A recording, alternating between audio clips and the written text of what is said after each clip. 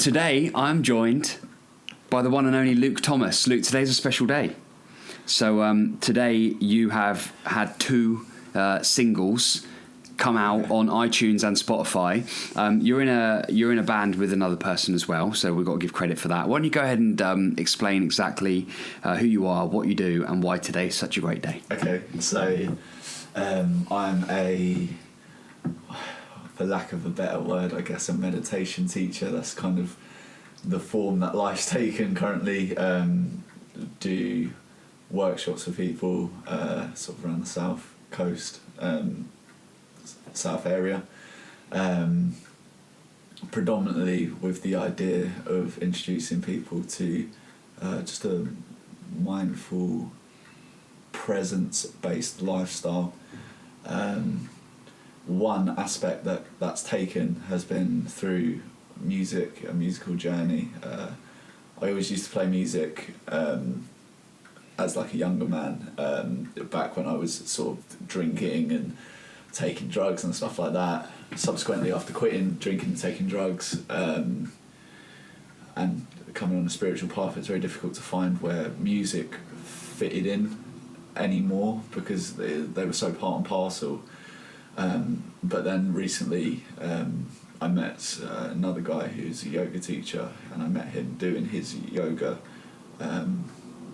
class. I was in his class and we began talking, and subsequently on social media continued to talk, and then met up, played some music together. He's like a rapper, a hip-hop rapper, and I transferred my musical skills, I suppose, from the previous, and we ended up writing a song.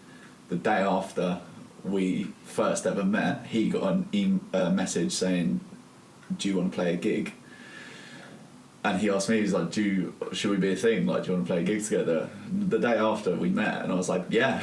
Nice. And subsequently we continued, we kept rolling, and we played a gig last night, and today we've released two singles. Like, it was meant to be our debut single release, but we love both of the tracks so much we just put them out.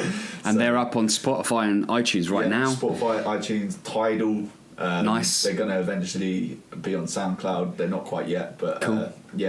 So all platforms. And you've had messages coming through because you kind of only just had this news come through. People are messaging you. They're giving you voice notes. They're saying how great it is. We announced that they were released, so nice. I've sort of obviously been present with you and not being on the phone, but I get in my periphery, I'm sensing that the phone's going quite crazy at the which is I guess a really interesting proof or evidence of what you do and why you're here really on this podcast today, because meditation has grown in awareness. More and more people are talking about it, more and more people are doing it.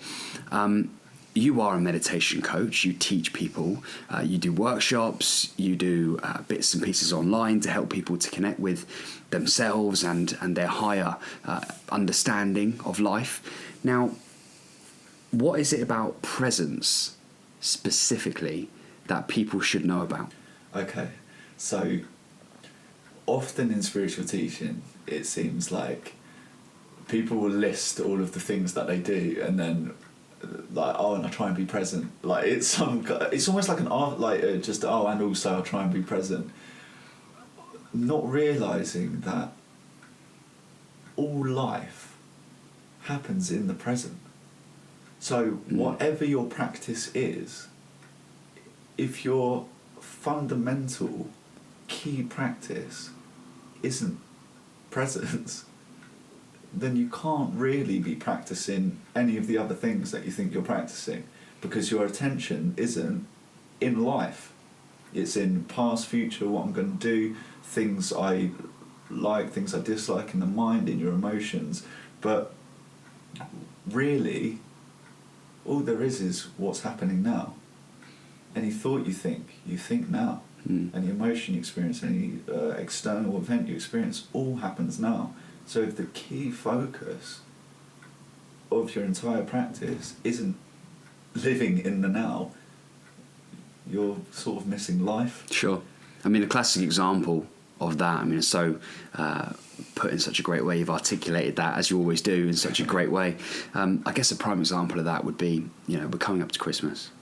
I know it's a bit of a play on words, but Christmas presents is something that we're both quite into, that phrase there. Yeah, we like that. But because the risk is, if you're not present fully, literally picture the scene, round the Christmas table at Christmas dinner, and someone's like scrolling through their Instagram when their grandparent is there and sharing a sweet story about 7 years ago when they were at Christmas, and then the next year that grandparent's not there because time's run out for them, they've passed away, and that was the very last time you had Christmas dinner with that grandparent, but you just don't know it yet. That could really turn into something like regret if you aren't present with that person who you love and care about so much in that moment. Yeah. Simply because of what? A distraction? Social media? Yeah. Is this a big problem for us as a society now? When these esoteric teachings came over from the East, there wasn't really social media. So they were, when they became big in the 70s in the West, a lot of the teachings that are recycled today were only really addressing one layer of unconsciousness. So the layer which I'm talking about is, if me and you are speaking now, and I'm preparing what I'm going to say, or I'm in my mind and I'm not fully listening to you, that means I'm not present because I'm up in my mind rather than in the now with you just listening. Unfortunately, obviously I recognise this is being filmed, this is going to be on social media, it can be used in a beautiful way, but there is now another layer to that unconsciousness, which is the phone. Elon Musk says we're already cyborgs. All we've got is a bandwidth issue. Yeah, we are essentially AI. Yeah, but it's just not in us yet. Sure. It's just there. So we're not only now as humans dealing with the mind, emotions, like what they were addressing in the 70s, but we're also dealing with stimulus, like through the phone, through the TV, through the radio, and kind of constant. So not only have you got the noise of the mind, but then you've got the external information as well. So we've actually got two layers to penetrate to get to awareness now. So it's, I think that's a valid point. It's interesting how, like, from a perspective of a musician, you're there, you're performing. Let's say you're performing in front of 10,000 people. Right? 9,997 of them have got their phone in the air, recording you. Like 3 of them don't because they either lost their phone on the night or they forgot it. Right. Yeah.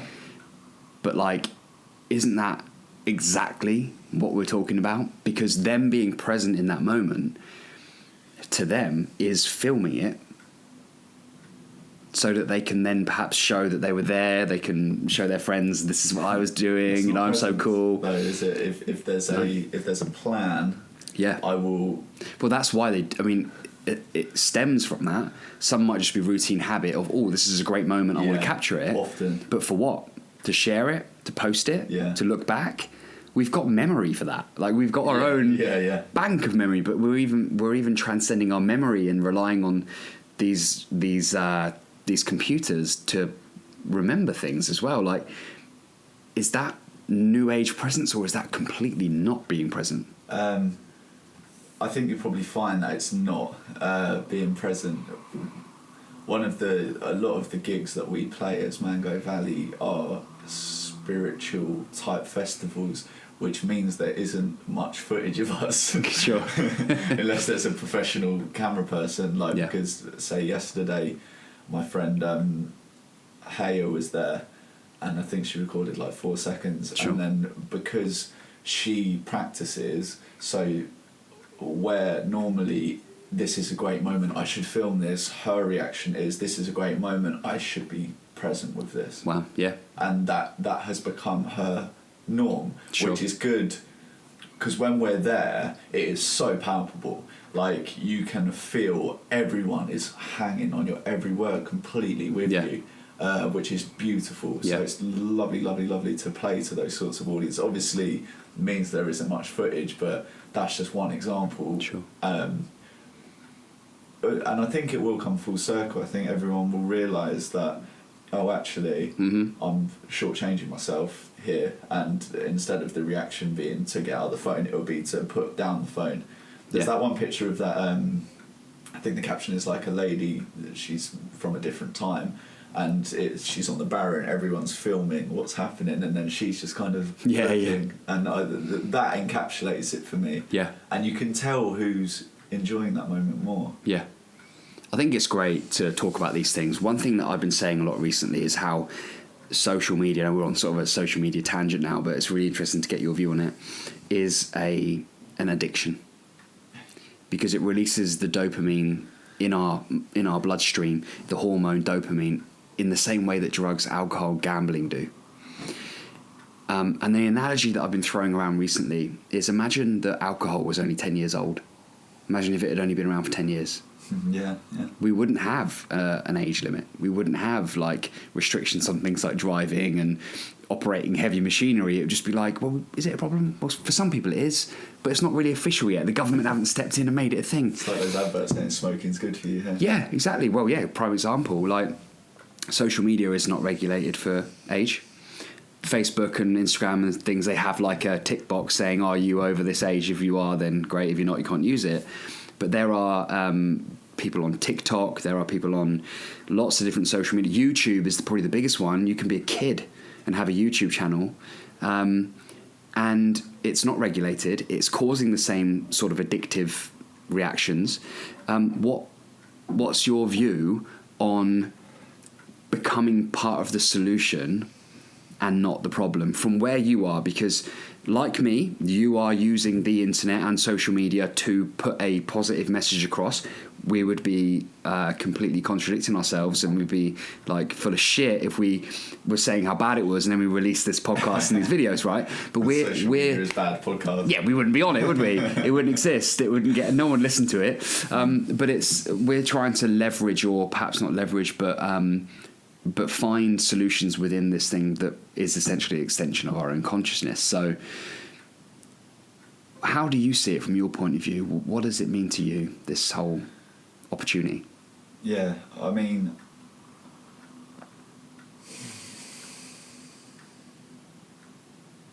I don't feel that social media is necessarily bad. I think it's like anything, isn't it? How it's used is bad, and I don't think the design helps. I feel like that obviously when you pull down, you often have to pull down to refresh your notifications. Yeah, getting that hit again, like a slot machine. There's also a very, very slight delay. Yeah. When you open the app. Yeah. Between the app opening and then that little red dot appearing. Yeah, and that's by design, because ultimately social makes media you go yes. Yeah. Ultimately, social media's business model is eyes on it, and I think they probably do a very good job at that. The reason it is good is because you have now access to alternative media, which is really important. Podcasts. We're not just reliant on the mainstream narrative of events anymore, which is beautiful. You know, even just releasing the song, like, we don't need a label. We don't need, you know, obviously we recorded in the studio, but that was just funded by us. We didn't need to go to Universal to do it. And if you've got a slight following, even if it's just, you know, 100 people, you could say to those 100 people, we've done a song, and if the message is positive, I think, it's like anything in life. It's how it's used, but.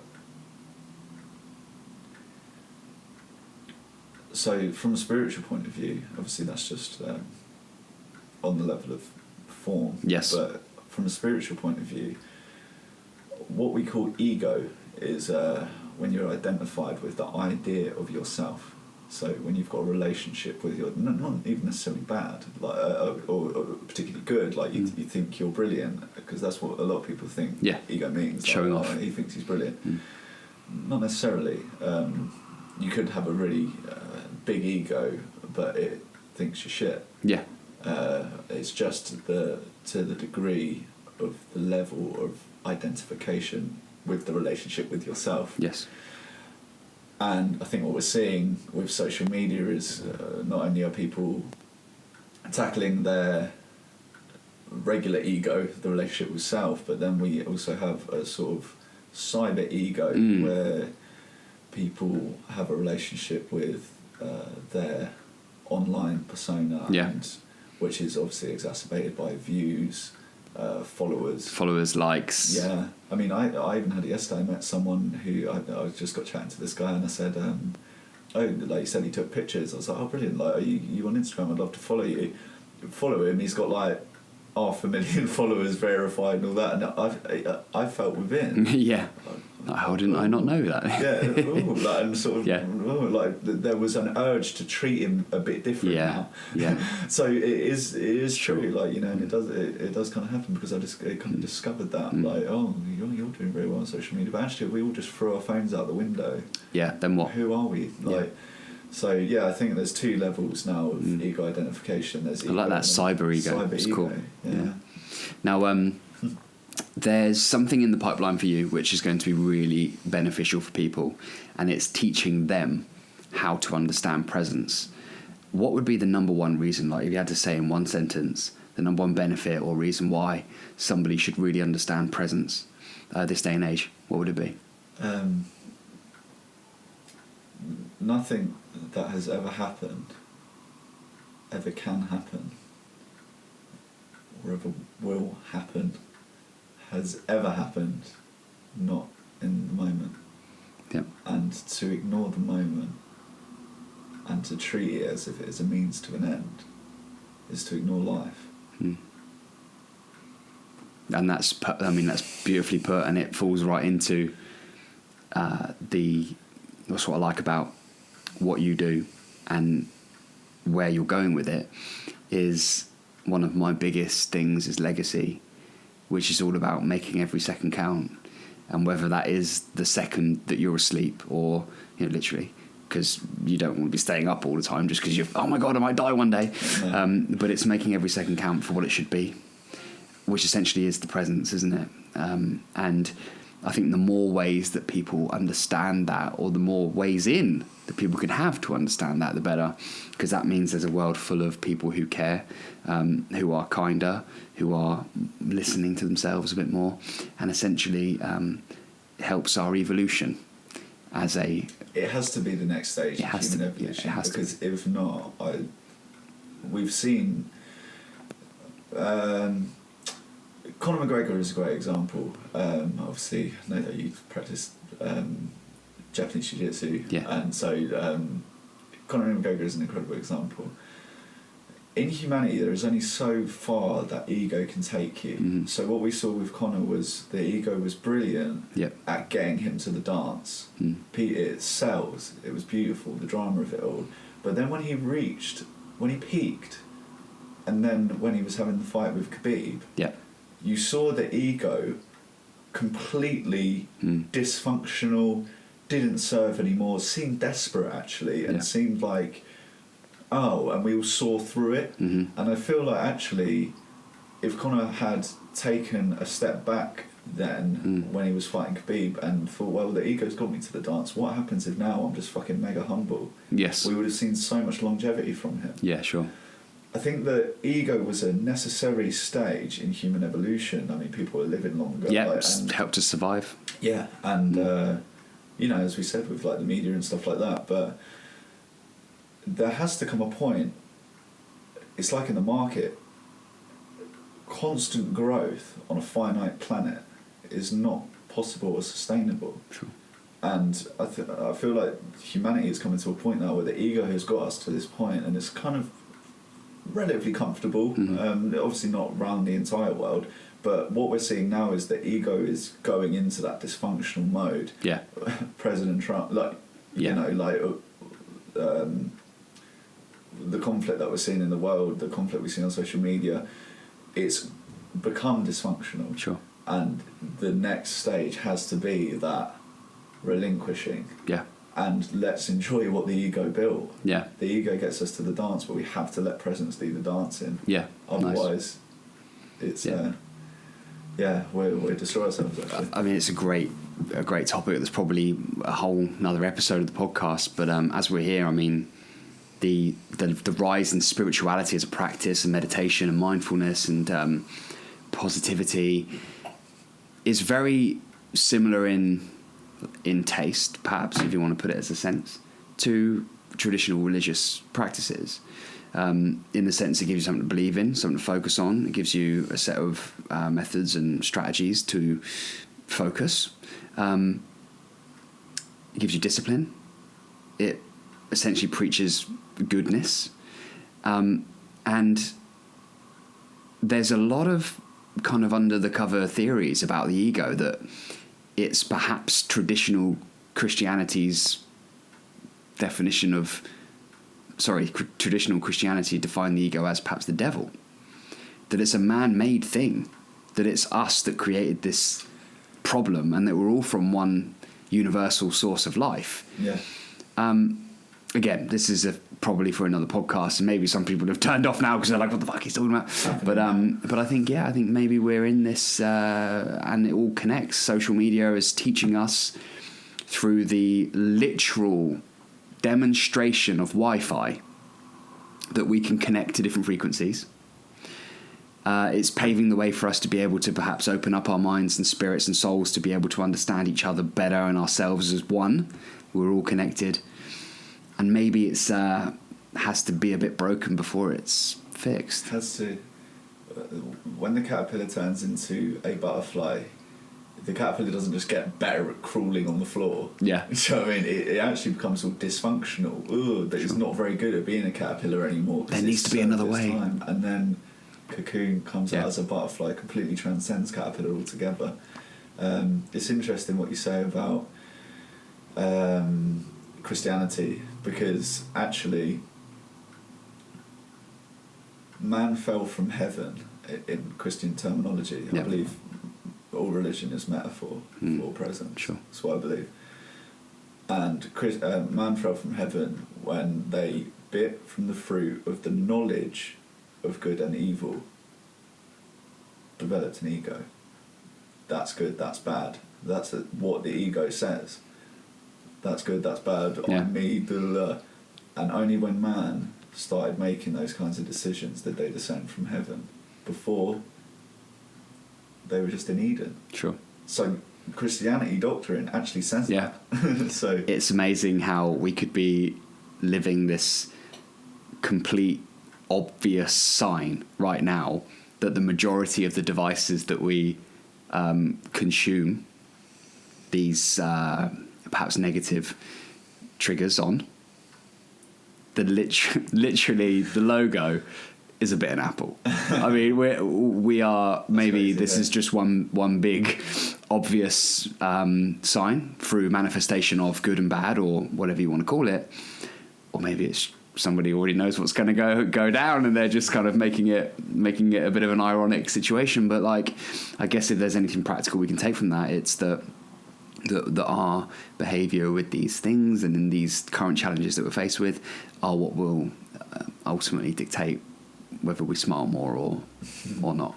I don't see many people smiling whilst looking at their phone on the tube. It's very rare. But it's very rare.